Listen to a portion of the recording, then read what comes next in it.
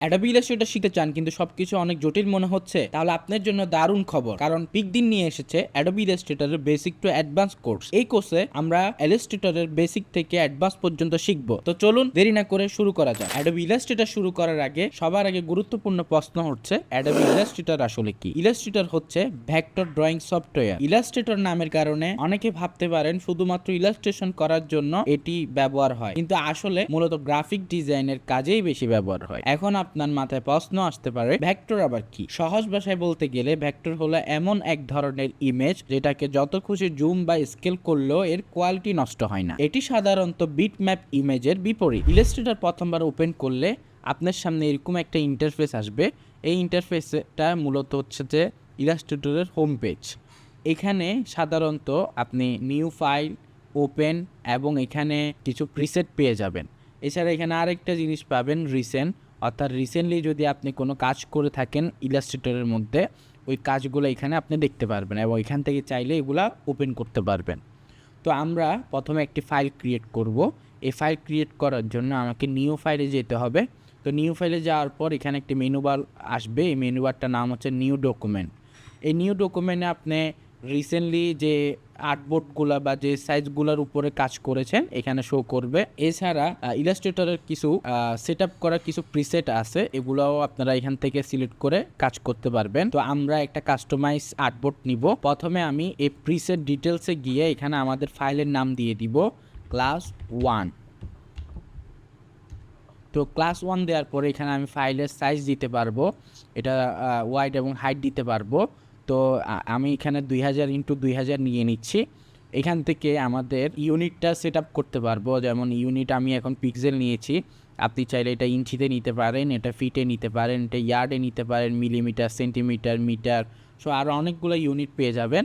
তো আপনি যেটাতে কমফোর্টেবল ফিল করেন বা আপনার ডিজাইনের উপর ভিত্তি করে আপনি এখানে আপনার ইউনিটটা সেট করতে পারেন। তো আমি এখানে ইউনিটটা পিক্সেল সেট করছি। তো এখানে ওরিয়েন্টেশন আপনার চাইলে হরিজেন্টাল নিতে পারেন অথবা ভার্টিক্যাল নিতে পারেন। যেহেতু আমি একটা স্কোয়ার শেপ নিয়েছি তাই আমার এখানে ওরিয়েন্টটা আমি চেঞ্জ করলেও চেঞ্জ হচ্ছে না। তো আমি যদি এখানে 1000 নিই, এখন আমি এটা চাইলে চেঞ্জ করতে পারবো। এই যে আপনারা দেখতে পাচ্ছেন একবার ওয়াইট হচ্ছে 2000, এখন আমি যখন হরিজেন্টালি সিলেক্ট করব তখন এটা ওয়াইটটা হয়ে যাচ্ছে 1000 এবং হাইটটা হয়ে যাচ্ছে 2000। এছাড়া এখান থেকে আমরা আর্টবোর্ড সিলেক্ট করতে পারবো। এখানে আমি কয়টা আর্টবোর্ড চাচ্ছি এখান থেকে আমি বাড়িয়ে বা কমিয়ে নিতে পারবো। আপনার প্রয়োজন অনুযায়ী আপনি এখানে আর্টবোর্ড সংখ্যা দিতে পারেন। তো আমার প্রয়োজন হচ্ছে একটা আর্টবোর্ড, এখানে আমি একটা আর্টবোর্ড দিয়ে নিচ্ছি।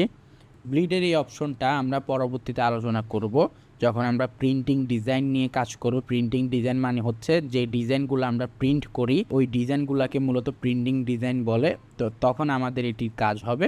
তা আপাতত আমরা যেহেতু ফার্স্ট ক্লাস, আমরা বেসিক থেকে শুরু করছি, তো এই কারণে আমি পার্টটা আপাতত কোনো কিছু বলতেছি না এটা নিয়ে।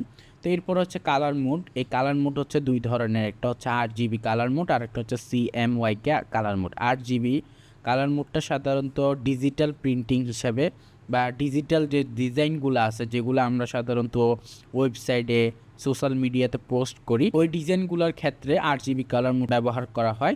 আর CMYK কালার মোডটা সাধারণত প্রিন্টিং ডিজাইনের ক্ষেত্রে ব্যবহার করা হয়, যে ডিজাইনগুলো আমরা প্রিন্ট করে থাকি, যেমন ব্যানার, পোস্টার ইত্যাদি এগুলা। তো এখানে আমি যেহেতু একটা ওয়েব বেস ডিজাইন তৈরি করব তাই কালার মোড হিসেবে আমি এখানে RGB দিয়ে দিচ্ছি এবং রাস্টার এফেক্টটা হাই দিয়ে রাখবেন। এটা যত হাই দিবেন অর্থাৎ যত বাড়াবেন তত আপনার ডিজাইনটা আরও কোয়ালিটিফুল হবে। তো এখানে আপনারা স্ক্রিন, মিডিয়াম এবং হাই পেয়ে যাচ্ছেন। তো আমি এখানে হাই PPI সেট করে নিচ্ছি। তো এই সম্পূর্ণ সেটিং শেষ করার পরে আমরা এখানে যদি ক্রিয়েট বাটন আছে, এই ক্রিয়েট বাটনে যদি আমরা ক্লিক করি তাহলে আমাদের একটি ফাইল ক্রিয়েট হয়ে যাচ্ছে। দেখেন এই ফাইলটা ক্রিয়েট হয়ে যাচ্ছে।